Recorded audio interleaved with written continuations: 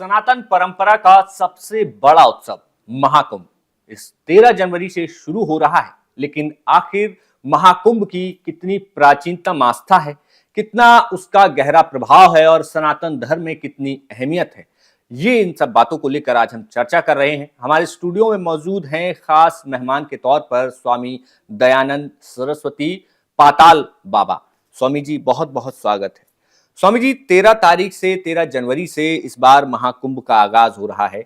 आप तमाम कुंभ, अर्धकुंभ, महाकुंभ आपने देखे हैं। क्या लगता है इस बार का जो महाकुंभ होने जा रहा है वो पिछले अन्य महाकुंभों से कितना अलग और कितना महत्वपूर्ण है? देखिए, कुंभ तो कुंभ होता है, न दूसरे महाकुंभों से ये अलग है और न कुछ विशेष प्रभाव है कि कुंभ का अपना एक अलग प्रभाव है। कुंभ में अरबों आदमी आए तो कुंभ ही रहेगा, अगर 1000 आदमी है तो कुंभ ही रहेगा, उससे उसकी महत्ता घटने वाली नहीं है। लेकिन आपका विचार बहुत प्रश्नीय है। आपके न्यूज नेशन के माध्यम से जो आपने ये विचार रखा है, तो इसमें मैं कहना चाहता हूं कि भगवान को ये दिल में आया कि एको अहम बहुश्याम, मैं अकेले हूं, मैं ज्यादा से ज्यादा हो जाऊं। इसीलिए अब इसकी परिकल्पना जो है वो महाकुंभ में परिणित हुई। गुरुजी, एक चीज जो हम देखते हैं सनातन धर्म में तमाम गुरु हैं, तमाम संत हैं, तमाम महात्माएं हैं, सबके अपने अपने विचार होते हैं। कई बार एक समान विचार होते हैं, कई मुद्दों पर अलग अलग विचार होते हैं। लेकिन कुंभ एक ऐसी चीज है जहां पर हर परंपरा, हर पद्धति के लोग आते हैं और अपनी आस्था रखते हैं। आखिर कुंभ को लेकर कितना अहम है? और बड़ी बात यह भी है कि जब सभी लोग आते हैं तो वो एक कोई पद्धति है, कोई आखिर महत्व क्या है उन तमाम लोगों को एकजुट एक रखने का? देखिए, ये इसका परिपाटी चला है। शुरू में जो मैं आपको बताया, देवासुर संग्राम हुआ था, जिसमें सिर्फ राक्षस और देवता थे, कोई मनुष्य की उत्पत्ति नहीं हुई थी। तो भगवान ने बृहस्पति को बोला कि तुम जाओ शुक्राचार्य को बोलो कि मैं तुमसे युद्ध करूंगा। आपको जान करके पत्रकार महोदय आश्चर्य होगा कि उस समय बृहस्पति ने डिनाई कर दिया कि me lord, I don't want to take up war with Shukracharya due to I am attack on Shukracharya, I am loser but they are winner. माने 7001 बार बृहस्पति ने अटैक किया शुक्राचार्य के ऊपर, लेकिन सभी में इनकी देवताओं की हार हुई और राक्षसों की जीत हुई। इसके कारण क्या है कि एक बार परम ऋषि दुर्वासा ऋषि जब इंद्र की जीत हुई तो उन्होंने खुशी से इंद्र को एक माला दिया, लेकिन श्रीमद वक्रन किन्ह की प्रभुता भगीरन का, चंद बदन की नैन सरा काहू की लागन जा।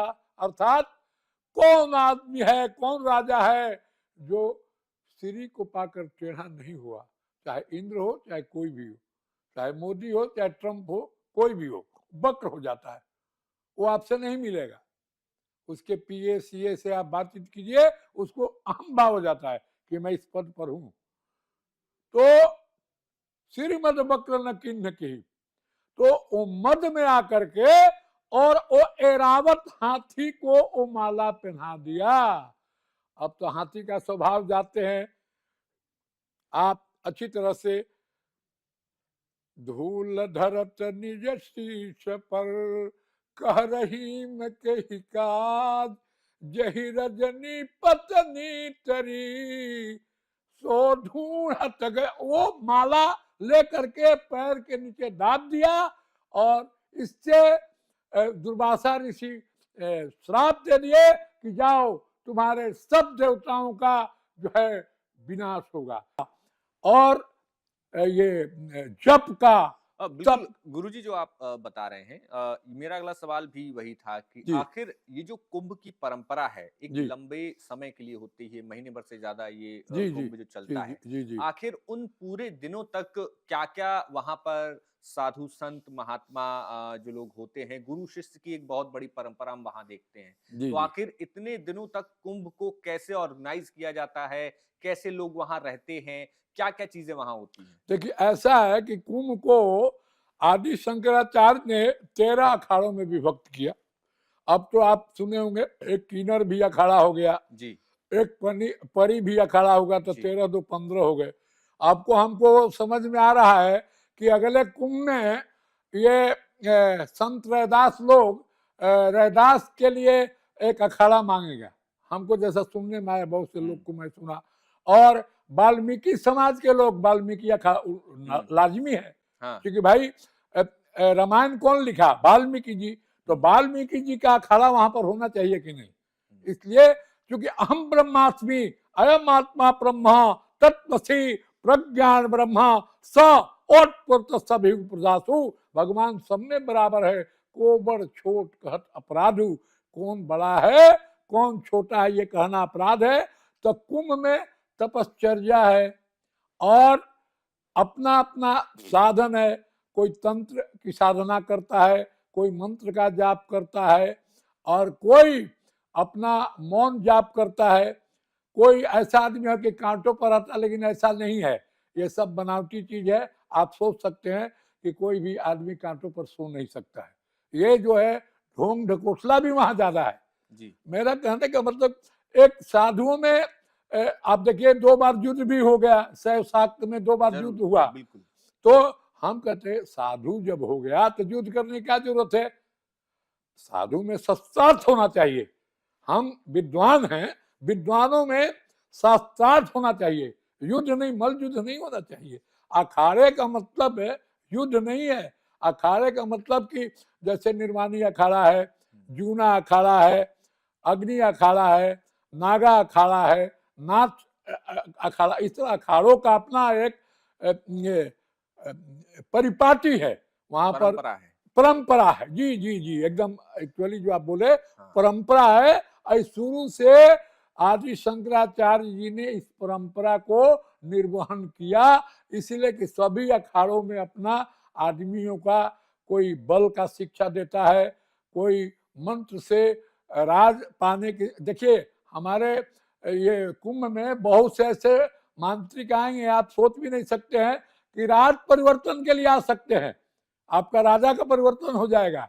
अच्छा। हाँ, बहुत से ऐसा है हमारा मंत्र। हुँ। तो चूंकि मैं मांत्रिक हूँ, अवधूत हूँ, हमें 1 करोड़ मंत्र कंठस्थ याद है, इसलिए मैं बोल रहा हूँ कि हमारे मंत्रों में मंत्र महामन विषय ब्याल की मीटत कठिन कुअंक भाल की।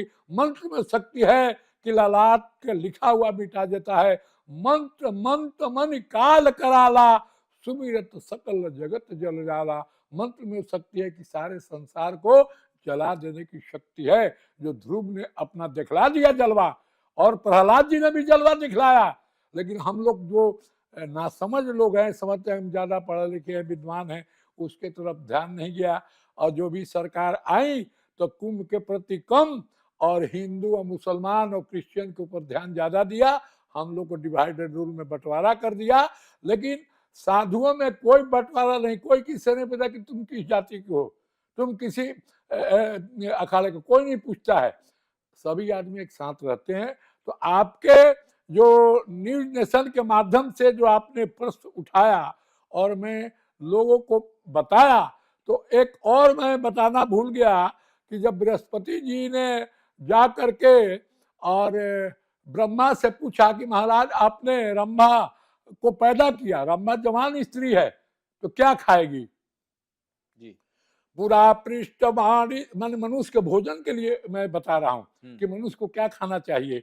पूरा पृष्ठवाणी जो निर्विधाता धरित्री तले सार वस्तु की मस्ती चतुर्भी मुखो रीत ओचट विधाता तमालम तमालम तमालम तमालम।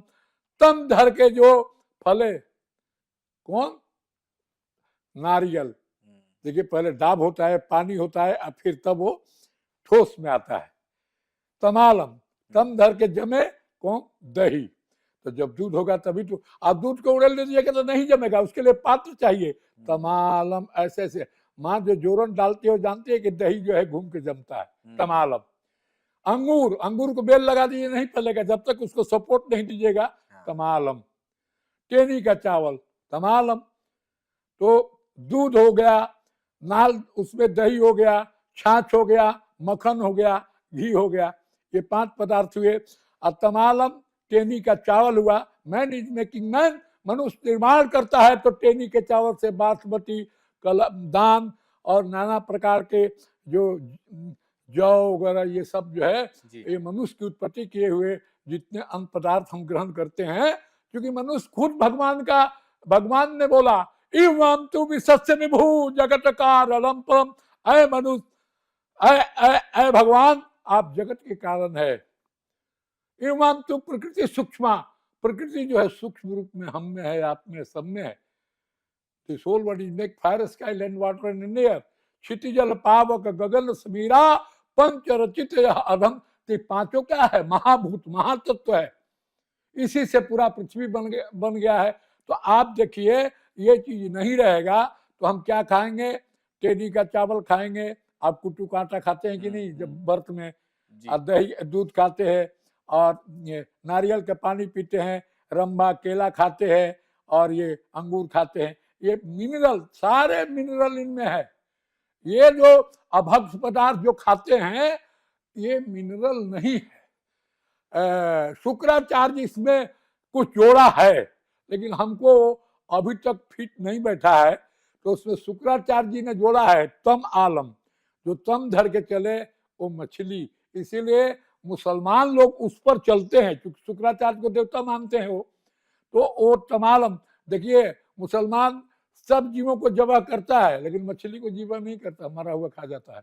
बोला कि शुक्राचार्य ने बोला है तमालम, मछली जो है वो भी तमालम। क्या कीजिएगा, ये आपके निर्देशन में बहुत सी अच्छी अच्छी चीज मिल रही है। यहाँ बोलिए। अच्छा, तो गुरुजी एक चीज और जब हम देखते हैं, अभी आपने बात कही कि जात पात नहीं देखी जाती जी जी, लेकिन कई जगहों पर देखा गया है कि कई जगह जो घाट बनाए गए हैं, कुछ वीआईपी घाट हैं, कुछ ये नहीं होना चाहिए। ये देखिए एक्चुअली मैं किसको क्या कहूँ, न मैं मोदी को बोल सकता हूँ न जोगी को बोल सकता हूँ, कि जो लोग बहुत अपने ऊंचे पदस्थ पर बैठे हुए हैं और किस लिहाजा से ये कुंभ में घाट बना देते हैं, ऐसा नहीं होना चाहिए। क्योंकि देखिए आप वीआईपी हैं, मान लो सपोज कीजिए हम लोग वीआईपी हैं तीनों आदमी। अगर हम वीआईपी हैं तो हमारा स्पेशल डबल वोट होना चाहिए, लेकिन हम वोट कितना डालते हैं? एक। आप कितना डालते हैं? एक। आप कितना डालते हैं? एक। तो जब वोट एक है तो वीआईपी कहाँ है? कुंभ में कोई भी वीआईपी नहीं होता। ये घाट जो बनाए यही गलत बनाए। अब कुंभ में किसी को निमंत्रण नहीं दिया जाता है। कुंभ माने घट, हम में तुम में खलक खंग में घट घट व्यापत राम। भगवान सम ना, ये आपको देखिए इसमें एक संत आया, वो गुरु रविदास, ये उनसे पूछा गुरु नानक देव जी से, तो बोलते हैं कि हमको एक राम पर सवाल करना है। तो गुरु जी किसी को दाहिने तरफ नहीं बैठाते थे, उसको अच्छा था आदमी, सवाल अच्छा था तो बोला कि sit on my right hand side, तुम हमारे दाहिने तरफ बैठो, बहुत अच्छे आदमी हो। तो वो सवाल किया, कौन राम घट घट में लेटा, कौन राम दशरथ का बेटा, कौन राम ने ब्रह्म पसारा, कौन राम सबसे है नारा, किस राम से प्रीत लगाई, कहो नानक कितने हैं, कहो राम कितने। नानक जी बताइए राम कितने हैं? तो नानक जी ने बड़ा हंस के जवाब दिया, क्योंकि नानक जी एक अद्भुत विद्वान है। बंग में मृदंग पे गुरांग ने उमंग भर बाटे, वो हर कीर्तन का आनंद पार है। तानपुरो सूर की और खंजरी कबीर जी की, मीरा तुलसी किया, जग में भक्ति का प्रचार है। तुकाराम हरिनाथ ज्ञान दी भंडार नानक। नानक जी जैसा कोई ज्ञानी अभी तक नहीं हुआ। ज्ञान दी भंडार नानक, नरसिंह गुंजायो जूनागढ़ गिरनार है। कहे पतालनाथ हाथ धर्म दंड लिए, संत रैदास वाल्मीकि बिना ये सूना संसार है। मैं भी ये जोगी जी से, मोदी जी से ये अपील करूंगा, प्रार्थना तो मैं नहीं कर सकता, दोनों हमसे बहुत छोटे हैं उम्र में भी और ज्ञान में भी, इनको मैं जिंदगी भर दोनों को पढ़ाऊंगा। तो मैं कहूंगा कि आप अगले साल वाल्मीकि जी को भी अखाड़ा बनाइए और संत रैदास और दोनों को भारत रत्न दीजिए। आपके माध्यम से जी। ये मोदी जी को, जोगी जी को आज कुंभ का ये संदेश मैं दे रहा हूँ आपके माध्यम से। अच्छा, एक चीज और स्वामी जी, जब देखी जाती है महाकुंभ में दान की बड़ी परंपरा रही, हर्षवर्धन से लेकर तमाम वहां पर कुंभ में लोग आते थे और दान का अपना एक अलग महत्व है। वो महत्व कितना महत्वपूर्ण है और सनातन धर्म में दान को किस तरीके से महत्वपूर्ण बताया गया है? देखिए, इस पर श्लोक है, इस पर श्लोक ये बनाया गया है कि सतम विहाय भुक्तव्यम, 100 काम छोड़ करके इस गाड़ी में पेट्रोल डालो, क्योंकि पेट्रोल नहीं डालोगे तो गाड़ी नहीं चलेगी। मतलब कहने का तात्पर्य, देखिए पहले ऋषि कितने विद्वान थे और ब्राह्मणों ने उसको कन्वर्ट किया। पहले ऋषि सोचते थे कि खाली पेट अब वॉशरूम में जाइएगा, जाड़े का दिन है, एम्प्टी पेट है तो आपको लकवा मारने का डर है, हार्ट अटैक होने का डर है। तो बोला कि नहीं नहीं, खाली पेट मत जाओ, आप कुछ ग्रहण करके तो वॉशरूम में जाओ। तो सतम भिया भुक्तम, 100 जरूरी काम छोड़ के भोजन करो।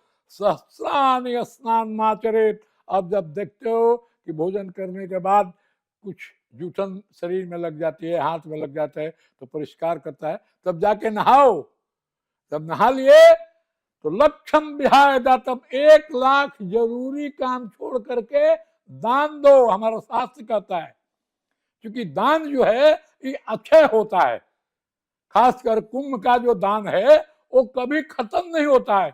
1 पैसा आप दान दीजिए, 1 रुपया दान दीजिए, आपको रिटर्न लाखों में नहीं करोड़ों में देता है। लेकिन इसको कोई बताने वाला नहीं है। दान उसको दो जो नीडी है। ऐसा नहीं कि देखिए बहुत से संत लोग कहां कहां से विदेशियों को बुला करके पैसा हिलोड़ रहे हैं, ये कर रहे हैं, ये संत थोड़े हैं। अब उन्हीं को मोदी और जोगी उन्हीं को मान रहा है। जो असली संत है इनको पता ही नहीं चला है कि संत क्या है, संत का परिभाषा क्या है, संत कौन होते हैं। ज्ञानी नाम चेतांशी, जो ज्ञानी होता है, चैतन्य होता है, वही संत है। संत पैसे से, आजकल आडंबर इतना है, आपका एसी कार होगा, 10-5 बॉडी गार्ड होगा, तब आपको बोलेगा कि बहुत अच्छा संत है। क्योंकि कृत्रिम युग हो गया है। हरित भूमि तृण संकुला, समुझि परे नहीं पथ, जिमि पाखंड विवाद थे, गुप्त हो ही सदग्रंथ। पृथ्वी हरी हरी है, घास से आच्छादित है, तो पथिक को पथ समझ में नहीं आता है। तो वो उसी तरह से कलयुग में अच्छे अच्छे ग्रंथ, अच्छे अच्छे संत छुपे हुए हैं और नकली संत माला डाल करके। आप बताइए, संत को सोना पहनना चाहिए? सोने में कलयुग है। आप देखिए कोई 3-3 किलो 4-4 किलो सोना, संत को सोना से क्या काम है?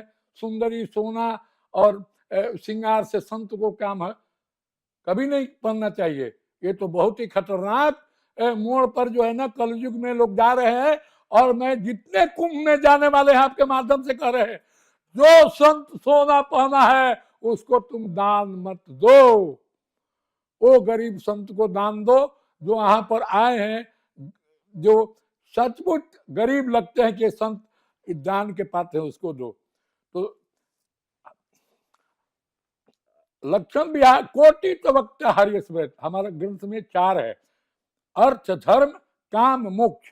तो भोजन, स्नान, दान और मोक्ष।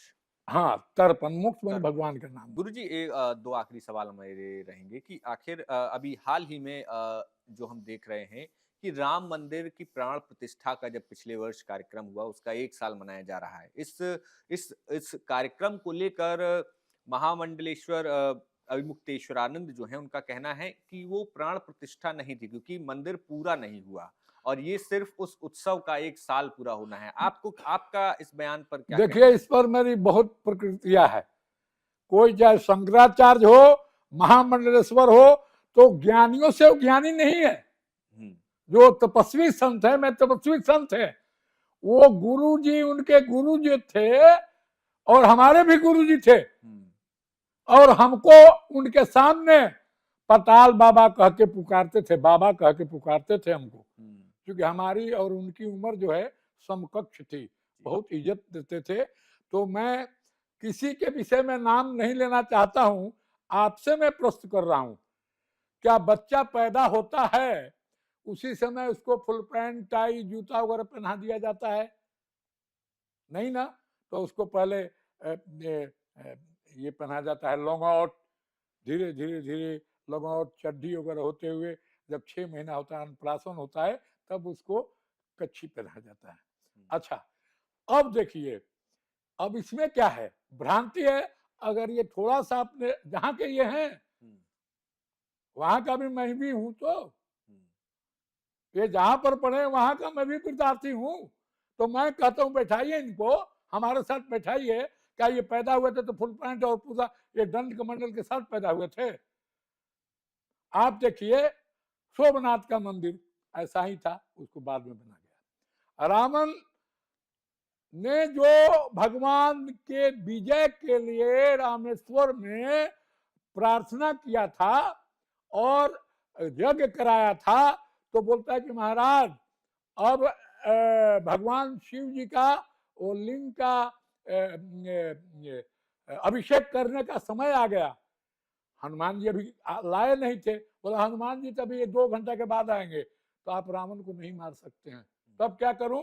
बोला कि आप बालू का लिंग बनाया रावण ने, और उसको थपथपा करके लिंग बनाया। आज जाकर के देखिए वो लिंग कभी, देखिए जो मंत्र से जो मैं तो बोला कि मंत्र से ब्रह्मा सृष्टि करते हैं, मंत्र से विष्णु पालन करते हैं, और मंत्र से शिव संहार करते हैं। ओद्धत्ते भुवनानि शब्द गुणवान सष्टार संख्या संहार तहतमसान बिंदु गुणमती मायामति स्थिता सदानंद बनंद बोध परम ब्रह्म संज्ञा स्पन्नम नित्यम सत्यम शुभनवाद अधिगतम पूर्णम शिवम दिव्य। आप अपने गांव में भी शिवाला को देखे होंगे, थोड़ा सा लिंग रख दिया, इसके बाद में थोड़ा चौतरा बना दिया, फिर बाद में मंदिर बनता रहा। भाई भगवान का जन्म हो गया तो प्राण प्रतिष्ठा हो गई, तो बाद में पहनाया उड़ाया जाएगा। बिल्कुल। एक आखिरी सवाल मेरा जी। कुंभ को लेकर है। अ, कुंभ एक महापर्व है और तमाम लोग देश में कुंभ में जाना चाहते हैं, स्नान करना चाहते हैं। जो लोग वहां तक नहीं जा सकते, वो कुंभ का पुण्य कैसे ले सकते हैं? देखिए, हमारे शास्त्रों में वर्णित है कुंभ के विषय में।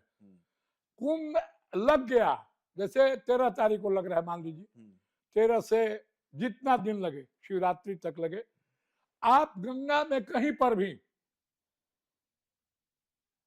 आप स्पर्श भी कर लीजिए, मंजन भी कर लीजिए, स्नान कर लीजिए, आपका कुंभ का संपूर्ण फल प्राप्त होगा।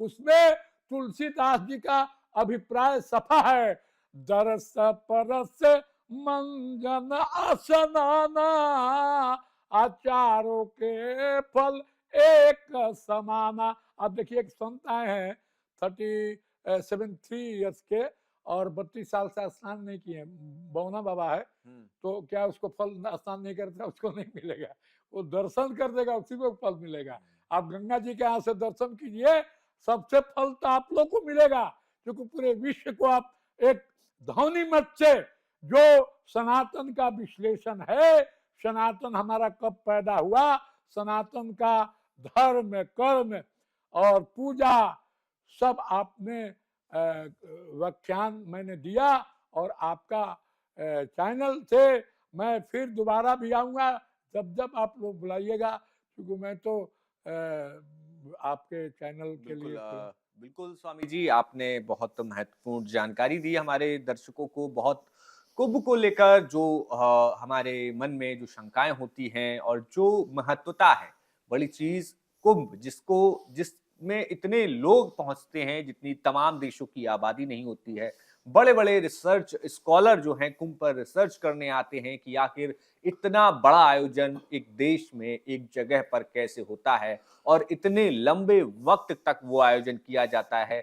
हर कोई देख के चौंक जाता है। उसकी आखिर परंपरा क्या है, उसका महत्व क्या है और सनातन धर्म में कितनी उसकी गहराई है, वो आज हमें स्वामी दयानंद सरस्वती पाताल बाबा ने बताई। बाबा जी, आपका बहुत बहुत शुक्रिया।